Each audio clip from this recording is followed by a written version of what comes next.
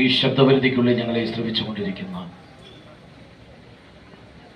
പൊയ്ക്കാശ്ശേരി ദേശനിവാസികൾക്ക് ഞങ്ങളുടെ ക്രിസ്തീയ വന്ദനങ്ങളിൽ പ്രാരംഭമായി വലിയ തിരക്കേറിയ ഒരു ജീവിതയാത്രയിലാണ് ഇന്ന് മനുഷ്യൻ മുമ്പോട്ട് പോയിക്കൊണ്ടിരിക്കുന്നത്. എനിക്ക് മുമ്പ് സംസാരിച്ച പ്രിയ സഹോദരങ്ങൾ അവരുടെ ജീവിതത്തിൽ സർവശക്തനായ ദൈവം വരുത്തിയ മാറ്റങ്ങളെ കുറിച്ച് ചില വാചകങ്ങളിലൂടെ നിങ്ങളെ ഓർമ്മപ്പെടുത്തുവാനായിട്ടിടയായിത്തീർന്നു. മനുഷ്യൻ ഇന്ന് വല്ലാത്തൊരു പ്രതിസന്ധിയിലൂടെ കടന്നുപോയിക്കൊണ്ടിരിക്കുകയാണ്. നമുക്കറിയാം, പ്രഭാതത്തിൽ നമ്മുടെ കരങ്ങളിലെത്തുന്ന പത്രവാർത്തകൾ ഓരോ ദിവസവും നമ്മെ ഞെട്ടിപ്പിക്കുന്നതായ വാർത്തകളാണ് വന്നുകൊണ്ടിരിക്കുന്നത്. പത്രവാർത്തകൾ വായിക്കുന്ന നമ്മുടെ ഓരോരുത്തരുടെയും ഹൃദയത്തിന്റെ ഉള്ളിലേക്ക് അല്ലെങ്കിൽ ഹൃദയത്തിൽ ഉദിച്ചു വരുന്ന ഒരു ചോദ്യമുണ്ട്: എന്തുകൊണ്ടാണ് ഈ ലോകം ഇങ്ങനെയൊക്കെയായി തീരുന്നത്? നമുക്കറിയാം, ഇന്നത്തെ തലമുറകൾ മദ്യത്തിനും മയക്കുമരുന്നിനും അടിമകളായി സമൂഹത്തിൽ ഭീതി വിതച്ചുകൊണ്ട് അനേകർക്ക്, കുടുംബത്തിനും മാതാപിതാക്കൾക്കും സഹോദരി സഹോദരന്മാർക്കും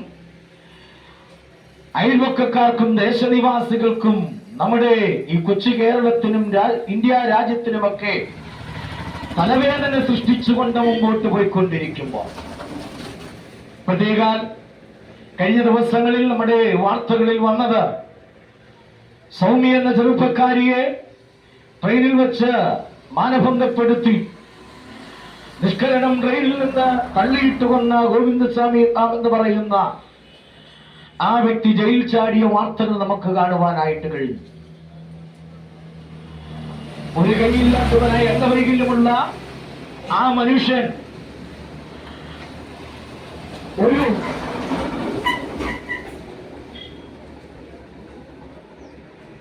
ആ സമൂഹത്തിന് ദോഷം ചെയ്യുന്നവനായി മാറുവാനായിട്ട് ഇടയായി തീർന്നതിന്റെ സാഹചര്യം ഞാൻ ഇന്നലകളിലെ പത്രവാർത്തകളിൽ വായിച്ചപ്പോൾ എനിക്ക് മനസ്സിലായത്, താന് മദ്യത്തിനും മയക്കുമരുന്നിനും അടിമയായിരുന്നു എന്നുള്ളതാണ്.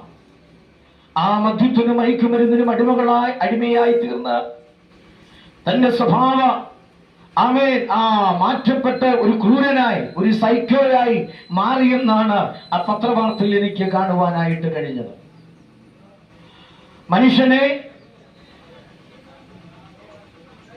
മനുഷ്യനല്ലാതാക്കി മാറ്റുന്ന, അവന്റെ തനതായ സ്വഭാവത്തിൽ നിന്ന് മറ്റൊരു വ്യക്തിത്വത്തിലേക്ക് മാറ്റുന്ന മദ്യവും മയക്കുമരുന്നും ലഹരിയും എന്ന് പറയുന്ന ആ മഹാവിപത്ത് ഇന്ന് കേരളത്തെ കാർന്നു തിന്നുകൊണ്ടിരിക്കുക, നമ്മുടെ ചെറുപ്പക്കാരെ കാർന്നു തിന്നുകൊണ്ടിരിക്കുക. നമുക്കറിയാം, ചില വർഷങ്ങൾക്ക് മുമ്പ്, ഏകദേശം ഒരു 20 വർഷങ്ങൾക്ക് മുമ്പൊക്കെ നമ്മൾ ചിന്തിച്ചാൽ 10, 40, 50 വയസ്സിന് മുകളിലുള്ളവരായിരുന്നു ലഹരി പദാർത്ഥങ്ങൾക്ക് അടിമകളായി ഇരുന്നത്. എന്നാൽ ഇന്ന് 8ാം ക്ലാസ്സിൽ പഠിക്കുന്ന, 5ാം ക്ലാസ്സിൽ പഠിക്കുന്ന കുഞ്ഞിന്റെ കയ്യിൽ വരെ MDMA-യും കഞ്ചാവും ഒക്കെ എത്തി. നമുക്കറിയാം, പല സ്കൂളുകളുടെ പരിസരങ്ങളിൽ നിന്ന് അങ്ങനെയുള്ളവരെ നമ്മുടെ നിയമപാലകർ അറസ്റ്റ് ചെയ്ത സംഭവങ്ങളും പത്രവാർത്തകളും ഒക്കെ ദിനം പ്രതി നമ്മുടെ കാതുകളിൽ കേൾക്കുന്നുണ്ട്. നമ്മുടെ യൗവനം അല്ല, ബാല്യത്തിലുള്ള കുഞ്ഞുങ്ങളെ പോലും നശിപ്പിച്ചു കളയുന്ന ഒരു മഹാവിപത്തായി ഇന്ന് ലഹരി പദാർത്ഥം മാറിക്കൊണ്ടിരിക്കുക. ഞങ്ങൾ ഇവിടെ നിന്ന് ഈ കാര്യങ്ങൾ വിളിച്ചു പറയുമ്പോൾ, പെരുമ്പാവൂരിന് അടുത്ത കീഴിലം എന്ന് പറയുന്ന സ്ഥലത്ത് പെരിയെ എന്ന് പറയുന്ന ഒരു സ്ഥാപനത്തിൽ പ്രത്യാശ ഡി-അഡിക്ഷൻ എന്ന് പറയുന്ന ഒരു സെന്റർ ഞങ്ങളുടെ നേതൃത്വത്തിൽ പ്രവർത്തിക്കുന്നുണ്ട്. ആ സെന്ററുകളിൽ കഴിഞ്ഞ നാളുകളായി 2000-ഓളം അധികം വ്യക്തികൾ കടന്നു വന്ന ലഹരി പദാർത്ഥങ്ങളിൽ നിന്ന് മോചനം പ്രാപിച്ച് കടന്നുപോയ അനുഭവങ്ങൾ ഞങ്ങളുടെ ജീവിതത്തിലുണ്ട്. അവർ ഈ ലഹരി പദാർത്ഥങ്ങൾക്ക് അടിമകളായി തീർന്ന് അവരിലൂടെ ആ ചെയ്ത കുറ്റകൃത്യങ്ങളെ കുറിച്ചൊക്കെ അവർ ഞങ്ങളോട് അവരുടെ അനുഭവങ്ങൾ വിവരിക്കുമ്പോൾ പലപ്പോഴും ഞങ്ങൾ ഞെട്ടിപ്പോകാറുണ്ട്. അവർ സ്വയമനസ്സാൽ ലഹരി പദാർത്ഥത്തിന് അടിമകളായതല്ല, പലരുടെയും നിർബന്ധത്താൽ, പല ചതികളാൽ അവരതിന് അഡിക്റ്റ് ആകുകയും പിന്നീട് അതിൽ നിന്ന് മോചനം പ്രാപിക്കാൻ കഴിയാതെ അതിൽ കുടുങ്ങിപ്പോയതായ സാഹചര്യങ്ങൾ, സംഭവങ്ങൾ അവർ ഞങ്ങളോട് പറയുവാനിടയായിട്ടുണ്ട്. പലരും ഒരു സന്തോഷത്തിന്, ഒരു വെറുതെ നേരം പോക്കിന് ആരംഭിച്ചത്, അത് ആദ്യമൊക്കെ അവർ മദ്യത്തെ കുടിച്ചു, ആദ്യം അവർ ലഹരിയെ അനുഭവിച്ചറിഞ്ഞു, പിന്നെ ലഹരി അവരെ കീഴടക്കുവാനിടയായിട്ടുണ്ട്. ആ ലഹരി മുഖാന്തരം പലരുടെയും കുടുംബജീവിതങ്ങൾ തകർന്നുപോയി. അതായത് ഡൈവേഴ്സിന്റെ വക്കിൽ വരെ എത്തി കേസ് നടന്നുകൊണ്ടിരിക്കുന്ന അനേക ചെറുപ്പക്കാർ ആ ഡിയഡിക്ഷയിൽ കടന്നു വരുവാനായിട്ടിടയായി തീർന്നു. ഇനി എനിക്ക് ഈ വ്യക്തിയെ വേണ്ട, ഇനി എനിക്ക് ഈ വ്യക്തിയുമായൊരു ജീവിതം ഞാൻ ആഗ്രഹിക്കുന്നില്ല എന്ന് പറഞ്ഞ് ഉപേക്ഷിച്ചു പോയ ഭാര്യമാരുള്ള ആ നീണ്ട നിരയുള്ള ഭർത്താക്കന്മാരെ ഞങ്ങൾക്ക് അവിടെ കാണുവാൻ കഴിയുന്നു.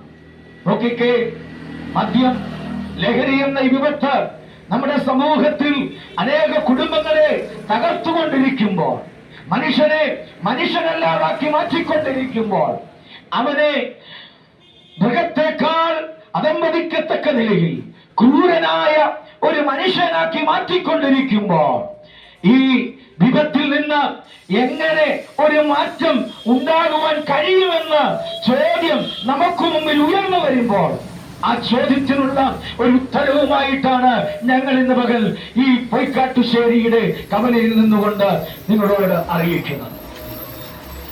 കഴിഞ്ഞ നാളുകളിൽ ആ ഡിയഡിക്ഷനിൽ കടന്നു വന്ന പല സഹോദരങ്ങൾ അവരുടെ ജീവിതത്തിലുണ്ടായ മാറ്റങ്ങളെ കുറിച്ച് പറഞ്ഞു എന്ന് ഞാൻ നിങ്ങളോട് ഓർമ്മപ്പെടുത്തുവാനിടയായിട്ടുണ്ട്.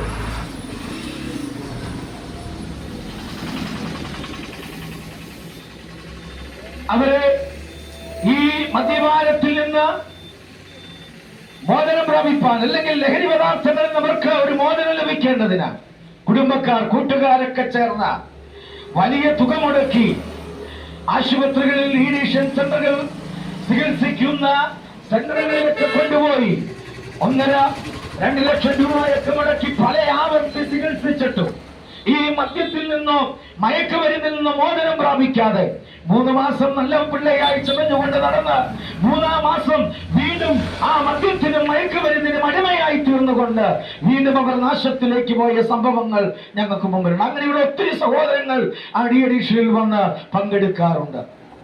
അപ്പോൾ ഒരു കാര്യം നമുക്ക് മനസ്സിലാക്കാൻ കഴിയും, മരുന്നുകൊണ്ടോ ഔഷധം കൊണ്ടോ ഈ മദ്യത്തിൽ നിന്നോ മയക്കുമരുന്നോ ലഹരി പദാർത്ഥങ്ങളിൽ നിന്നോ നമുക്ക് മോചനം പ്രാപിപ്പാൻ കഴിയുകയില്ല. അപ്പൊ ചോദിക്കും, എങ്ങനെയാണ് പിന്നെ നിങ്ങൾ അവിടെ അവർക്കൊരു മോചനം കൊടുക്കുന്നത്? അവരുടെ ജീവിതത്തെ സമൂലമായി മാറ്റം വരുത്തുവാൻ എനിക്ക് മുമ്പ് ഇവിടെ പറഞ്ഞ ആ സാക്ഷ്യം പോലെ ഞങ്ങളുടെ കൂടെ നിൽക്കുന്ന 10-15ഓളം ചെറുപ്പക്കാരുണ്ട്. ആമേൻ. അവരുടെ ജീവിതത്തിൽ ഒരു കാലഘട്ടത്തിൽ ഇതുപോലെ തന്നെ മദ്യത്തിനും മയക്കുമരുന്നിനും അടിമകളായി ജീവിച്ചിരുന്ന ഞങ്ങളുടെ ജീവിതത്തിൽ, ഞങ്ങളുടെ കുടുംബത്തിൽ സമൂലമായ മാറ്റം വരുത്തി ഈ സമൂഹത്തിന് നല്ലവരായി, നന്മ ചെയ്യുന്നവരായി തീരത്തക്ക നിലയിൽ ഞങ്ങളെ മാറ്റിയത് ഒരു സദ്വർത്തമാനമാണ്. ആ സദ്വർത്തമാനത്തിന്റെ പേരാണ് സുവിശേഷം എന്നുള്ളത്. ഇന്ന് ഞങ്ങൾ പറയട്ടെ, ഈ സുവിശേഷമാണ് ഇന്നും MDMA-ക്കും കഞ്ചാവിനും മദ്യത്തിനും അടിമകളായി കുടുംബജീവിതം തകർന്ന് തരിപ്പണമായി ആർക്കും വേണ്ടെന്ന് പറഞ്ഞ് ഉപേക്ഷിക്കപ്പെട്ട ഒരു മുഴം കയറി ജീവിതം അവസാനിപ്പിക്കാനായി പ്ലാൻ ചെയ്ത് അവസാന രക്ഷ എന്ന നിലയിൽ പ്രത്യാശ ഡിയഡിക്ഷനിലേക്ക് കടന്നു വന്ന അനേക സഹോദരന്മാർ ഇന്നും തങ്ങളുടെ ഭാര്യമാരോടൊത്ത്, തങ്ങളുടെ കുടുംബത്തോടൊത്ത് സന്തോഷത്തോടെ സുഖത്തോടെ ജീവിക്കുന്നുവെങ്കിൽ അതിന് കാരണം അവിടെ വെച്ച് അവരുടെ സദ്വർത്തമാനം കേട്ടു, അറിയിച്ചു. ഞങ്ങൾ കേട്ട ഒരു സത്വർത്തമാനം ഞങ്ങൾ അവരോട് അറിയിച്ചു. ആ സത്വർത്തമാനം അവരുടെ ജീവിതത്തിൽ സമൂലമായ മാറ്റം വരുത്തുവാനിടയായി തീർന്നു. ഇന്ന് ഈ ശബ്ദപരിധിക്കുള്ളിൽ ഞങ്ങളെ ശ്രമിക്കുന്ന പ്രിയ സഹോദരങ്ങളെ, നിങ്ങളുടെ ജീവിതത്തിൽ ഒരുപക്ഷെ താങ്കൾ മധുവാനിയാണോ, ലഹരി പദാർത്ഥങ്ങൾക്ക് അടിമയാണോ, ഈ അനുഭവങ്ങളിൽ നിന്ന് നിങ്ങൾക്ക് പൂർണ്ണമായ ഒരു മാറ്റം വരുത്തുവാൻ കഴിയണമെങ്കിൽ ഇതിന് പണമൊടുക്കേണ്ട ആവശ്യമില്ല, പൂജാകർമ്മങ്ങൾ ചെയ്യേണ്ട ആവശ്യമില്ല, പുണ്യസ്ഥലങ്ങൾ സന്ദർശിക്കേണ്ട ആവശ്യമില്ല. നിങ്ങളായിരിക്കുന്ന ഇടത്തിരുന്നുകൊണ്ട് നിങ്ങളുടെ ഹൃദയത്തിൽ ഈ ജീവിതത്തെ മാറ്റി ഒരു പുതിയ ജീവിതം തരുവാൻ കഴിയുന്ന ഒരുവരെ നിങ്ങളുടെ ഹൃദയത്തിലേക്ക് സ്വാഗതം ചെയ്താൽ മതി.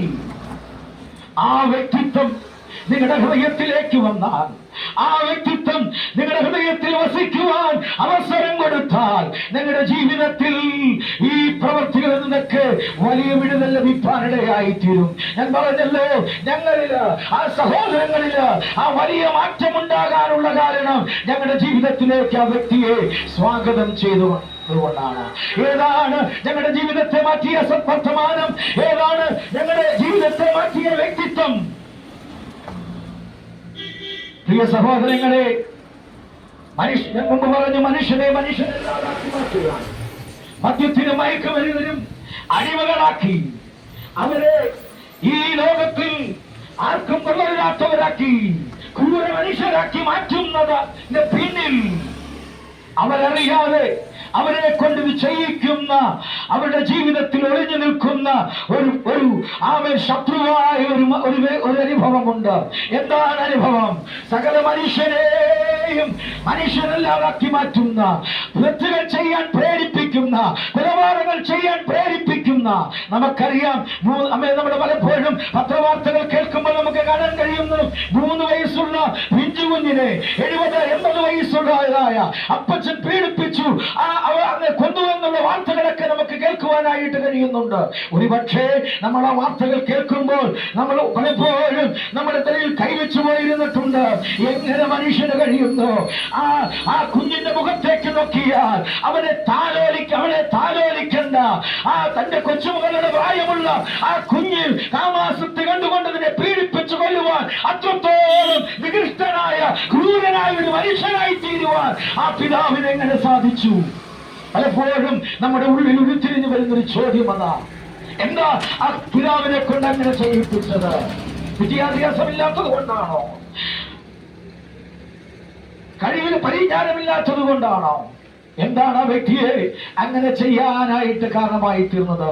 ആ വ്യക്തി പോലും അറിയാതെ ആ വ്യക്തിയെ ആ ഒരു നികൃഷ്ട ജീവിയാക്കി മാറ്റുവാൻ തന്റെ ഉള്ളിൽ പ്രേരിപ്പിച്ചത് പാപമെന്ന ഘടകമാണ്.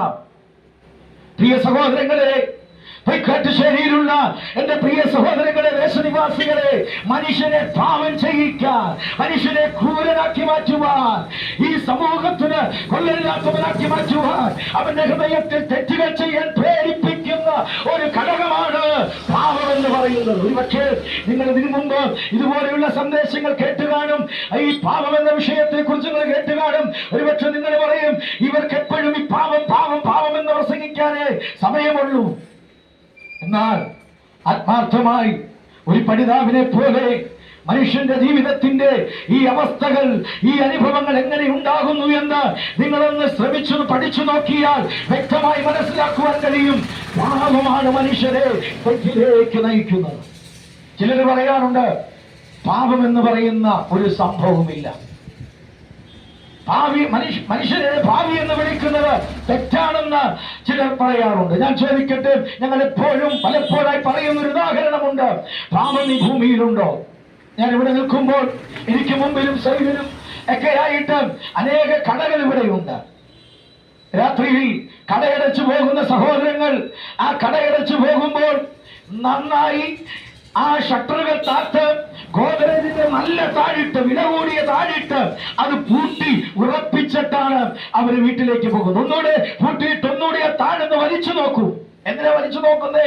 ആ പൂട്ട് നന്നായിട്ട് വീണിട്ടുണ്ടോ? എന്തിനാ ഇങ്ങനെ വലിച്ചു നോക്കി ഈ പൂട്ടിയെ പൂട്ടി ഉറപ്പിച്ചിട്ട് പോകുന്നത്? പൂട്ടാതെ പോയാൽ പോരെ? നമുക്കറിയാം, ഈ ഷട്ടർ കൂട്ടാതെ പോയാൽ നാളെ വരുമ്പോൾ ഒരുപക്ഷെ കടയിലുള്ള സാധനങ്ങൾ കണ്ടില്ലെന്ന് വരും. എന്താ കാരണം? ചിലരത് എടുത്തുകൊണ്ടു പോകാനിടയായിത്തീരും. നമ്മുടെ കടയിലിരിക്കുന്ന ഷട്ടർ തുറന്നെങ്കിൽ ആ കടയിൽ നിന്ന് സാധനങ്ങൾ മോഷണം പോകാനിടയായിത്തീരും. അപ്പം ആ മനുഷ്യനെ, അല്ലെങ്കിൽ ആ മോഷ്ടിക്കുന്ന മനുഷ്യനെ മോഷണം ചെയ്യുവാൻ പ്രേരിപ്പിക്കുന്ന ഘടകശക്തി എന്താണോ അതാണ് പാപം. ഇന്ന് പാപം എല്ലാ മനുഷ്യരിലും ഉണ്ടായിരിക്കുക. വിശുദ്ധ വേദപുസ്തകം വിളിച്ചു പറയുന്നു, എല്ലാ മനുഷ്യരും പാപം ചെയ്ത് ദൈവ തേജസ് നഷ്ടമാക്കിയിരിക്കുക. എല്ലാ മനുഷ്യരിലും ആ പാപം കുടികൊള്ളുന്നുണ്ട്. ആ പാപമാണ് മനുഷ്യനെ തെറ്റിലേക്ക് നയിക്കുന്നത്. ഇന്ന് ഞങ്ങൾ ഇവിടെ നിന്ന് പ്രസംഗിക്കുമ്പോൾ നിങ്ങളുടെ ജീവിതത്തിന്റെ അടിസ്ഥാന പ്രശ്നം, നിങ്ങൾ മദ്യപാനിയായി തീരാനുള്ളതിന്റെ അടിസ്ഥാന പ്രശ്നം, ലഹരി പദാർത്ഥങ്ങൾ കഴിവുകളായി തീരുമാനത്തിന്റെ യഥാർത്ഥ പ്രശ്നം, നിങ്ങളുടെ കുടുംബജീവിതത്തിൽ അസമാധാനത്തിന്റെ അനുഭവങ്ങൾ ഉണ്ടാകാനുള്ള യഥാർത്ഥ പ്രശ്നം നിങ്ങളുടെ ഉള്ളിൽ കുടികൊള്ളുന്ന പാപമാണെന്ന സത്യം നിങ്ങൾ തിരിച്ചറിയുക. ഈ പാപത്തിൽ നിന്ന് നിങ്ങൾ വിടുതൽ പ്രാപിച്ചെങ്കിൽ, ഈ പാപത്തെ നിഷ്കരണം നിങ്ങളുടെ ജീവിതത്തിൽ നിന്ന് പുറത്താക്കിയെങ്കിൽ മാത്രമേ ഈ തെറ്റുകൾ ചെയ്യാൻ നിങ്ങളെ പ്രേരിപ്പിക്കുന്ന പാപഘടകത്തെ, പാപമെന്ന ഘടകത്തെ നിങ്ങൾ പുറത്താക്കിയെങ്കിൽ മാത്രമേ നിങ്ങൾക്ക് ഒരു സമാധാനമുള്ള, സന്തോഷമുള്ള, തെറ്റുകൾ ചെയ്യാത്ത, നന്മകൾ ചെയ്യുന്ന ഒരു ജീവിതം നയിപ്പാൻ കഴിയുള്ളൂ. അതിനെങ്ങനെയാ കഴിയുന്നേ? അതിനൊരേ ഒരു മാർഗമേ ഉള്ളൂ. ഇന്നേക്ക് 2000 ചില്ലാന വർഷങ്ങൾക്ക് മുമ്പ് മാനവരാശിയുടെ പാപത്തിന് പരിഹാരം വരുത്തുവാൻ, പാപിയായ മനുഷ്യനെ രക്ഷിക്കേണ്ടതിന് ഞാൻ ഇങ്ങനെ പറയാൻ ആഗ്രഹിക്കുന്നു, പാപത്തെ നിഗ്രഹിച്ച് പാപിയെ രക്ഷിപ്പാൻ ഇഹലോകത്തിലേക്ക് ഇറങ്ങി വന്ന ഒരുവനെയുള്ളൂ. അത് ഞങ്ങൾ പ്രസംഗിക്കുന്ന നസറയനായ യേശു ക്രിസ്തു അത്രേ. എന്തുകൊണ്ടാ ഇങ്ങനെ സധൈര്യം യേശു ക്രിസ്തുവിനെ കുറിച്ച് പ്രസംഗിക്കുന്നത്? പലപ്പോഴും പലയിടത്തും ചെല്ലുമ്പോൾ ഇവിടെ പ്രസംഗിക്കേണ്ട വേണ്ടാന്നൊക്കെ പറഞ്ഞ് ഭീഷണിപ്പെടുത്തി ഞങ്ങൾ വിടാറുണ്ടെങ്കിലും മടുക്കാതെ, ഒരു ലജ്ജയും കൂടാതെ, ഒരുപക്ഷെ നിങ്ങളിലേക്ക് ഇവന്മാർക്കൊന്നും വേറെ പണിയില്ലാഞ്ഞിട്ടല്ല സഹോദരങ്ങളെ, തിരക്കേറിയ പണിയുള്ളവരാ, പലരും ജോലി ചെയ്യുന്നവരാ, പലരും ബിസിനസ് സ്ഥാപനങ്ങൾ നടത്തുന്നവരാ, പല മേഖലകളിൽ കാര്യങ്ങൾ ചെയ്യുന്നവരാ.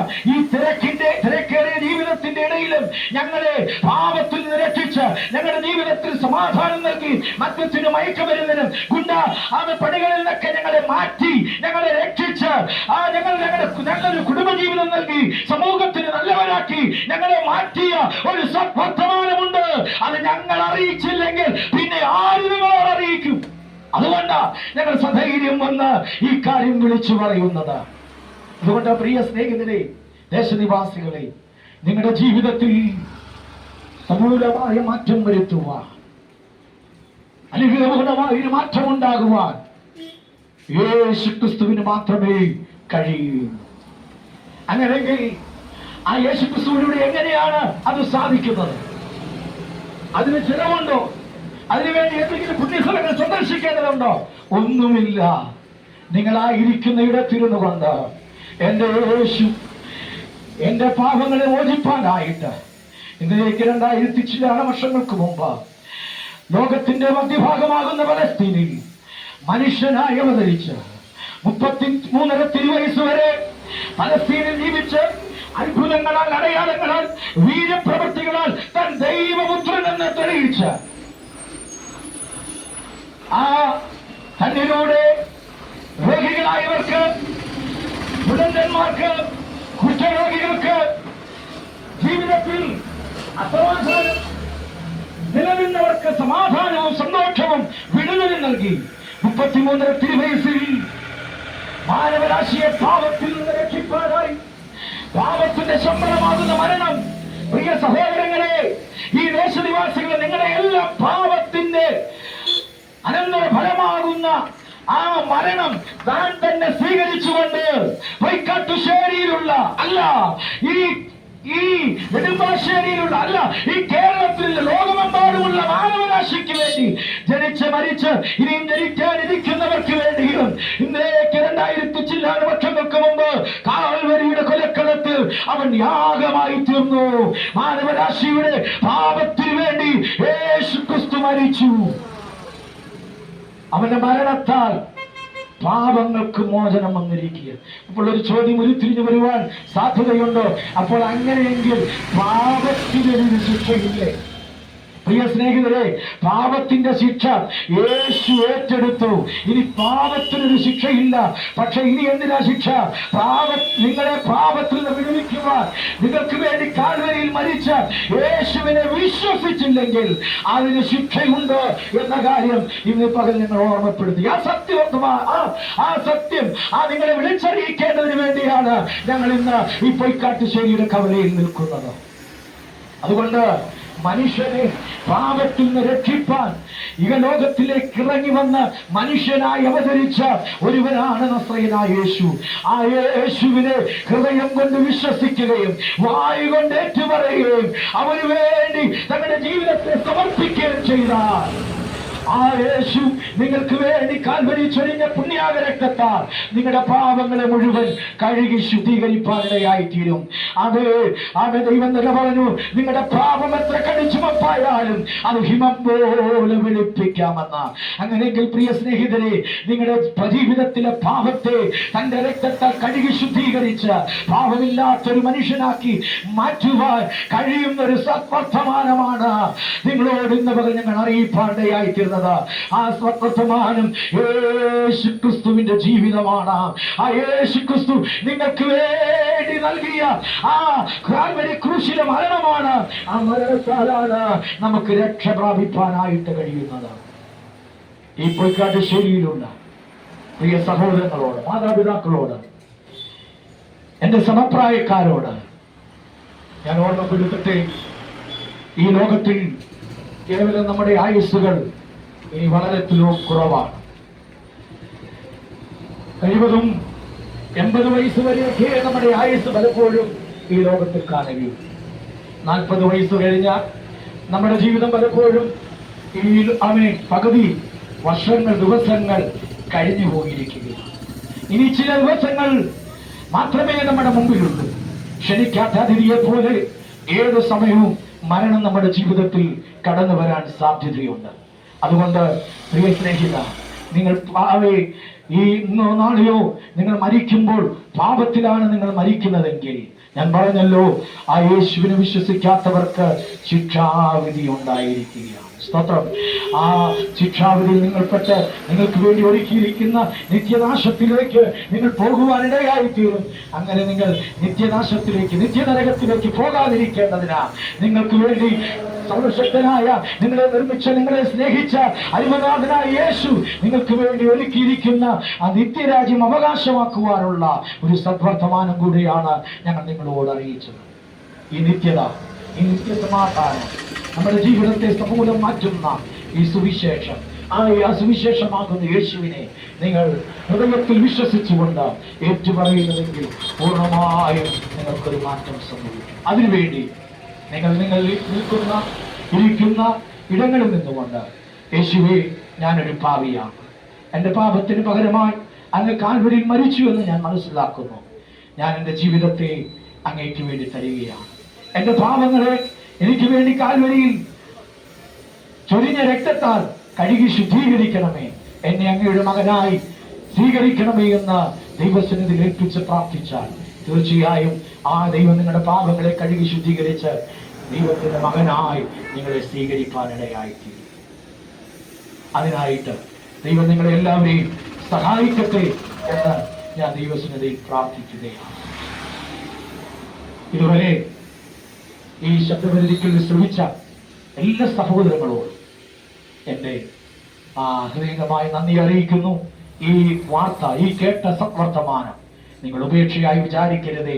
നാളുകളിൽ ഇത് നിങ്ങൾ ഏറ്റെടുത്ത് നിങ്ങൾ അംഗീകരിച്ച് വിശ്വസിച്ചാൽ നിങ്ങളുടെ ജീവിതത്തിൽ അത് അനുഗ്രഹമായി തീരും, സമൂലമായ മാറ്റം വരുത്തുവാൻ ഇടയായിത്തീരും. ഇതുവരെ ഞങ്ങളെ കേട്ട ഈ ദേശനിവാസികൾക്ക് എല്ലാവരോടും പ്രത്യേകമായി നന്ദി അറിയിക്കുകയാണ്. കാലഘട്ടത്തിൽ പാടിയ പാട്ടും അതിനുശേഷം പറഞ്ഞ സാക്ഷ്യവും ഒടുവിലായി കേട്ടതായിരിക്കുന്ന ദൈവിക സന്ദേശമൊക്കെയും ഏറ്റെടുത്ത് നിങ്ങളും അപ്രകാരം തന്നെയുള്ള ദൈവാനുഗ്രഹം പ്രാപിക്കുവാൻ ഇടയാകട്ടെ. പ്രാർത്ഥിക്കുന്നു. സ്നേഹവനായ ദൈവമേ, സ്വർഗസ്ഥനായ ഞങ്ങളുടെ പിതാവേ, ഈ ദേശത്ത് വന്ന് തമ്പുരാന്റെ നാമത്തെ പാട്ടിലൂടെയും സാക്ഷ്യത്തിലൂടെയും വചനത്തിലൂടെയും ഉയർത്തുവാൻ ഞങ്ങൾക്ക് കൃപയും ശക്തിയും തന്നുകൊണ്ട് നന്ദി പറയുന്നു. ഇതുവരെ ക്ഷമയോടെ ദൈവത്തിന്റെ സന്ദേശം കേട്ടതായിരിക്കുന്ന ദേശനിവാസികളെ ഞങ്ങൾ ഒരുമിച്ച് ചേർന്ന് പിതാവിന്റെയും പുത്രന്റെയും പരിശുദ്ധാത്മാവിന്റെയും നാമത്തിൽ അനുഗ്രഹിച്ച് പ്രാർത്ഥിക്കുന്നു. ഈ ദേശം ഒരു അനുഗ്രഹമായി തീരട്ടെ. ഞങ്ങളെ കേട്ട ആരെങ്കിലും നിത്യമായ കണ്ണുനീരിലും ദുഃഖത്തിലും നിരാശയിലും സമാധാനമില്ലാതെ ലഹരി പദാർത്ഥങ്ങൾക്ക് അടിമപ്പെട്ട് അതിൽ നിന്ന് കരകയറുവാൻ ആഗ്രഹമുണ്ടെങ്കിൽ കഴിയാതെ ഇരിക്കുന്നവർ ഞങ്ങളെ കേൾക്കുന്നെങ്കിൽ, ഞങ്ങളെ രക്ഷിച്ച, ഞങ്ങളെ വിടുവിച്ച, ഞങ്ങളെ സൗഖ്യമാക്കിയ, ഞങ്ങൾക്ക് സമാധാനം നൽകിയ ദൈവമേ, ഈ പ്രിയപ്പെട്ടവരെ അവിടുന്ന് ആശ്വസിപ്പിക്കുകയും സൗഖ്യമാക്കുകയും വിടുവിക്കുകയും ചെയ്യണമെന്ന് ദൈവത്തോട് ഞങ്ങൾ അപേക്ഷിക്കുകയാണ്. അടിയങ്ങളുടെ പ്രാർത്ഥന കേട്ടതുകൊണ്ട് നന്ദി പറയുന്നു. സകലവും ഞങ്ങൾക്ക് വേണ്ടി അവസാനത്തുള്ളി രക്തം വരെ കാൽവരി ക്രൂശിൽ ഊറ്റി തന്ന യേശു രക്ഷകന്റെ നാമത്തിൽ അപേക്ഷിക്കുന്നു. കേൾക്കണമേ സ്വർഗീയ നല്ല പിതാവേ. ആമേൻ.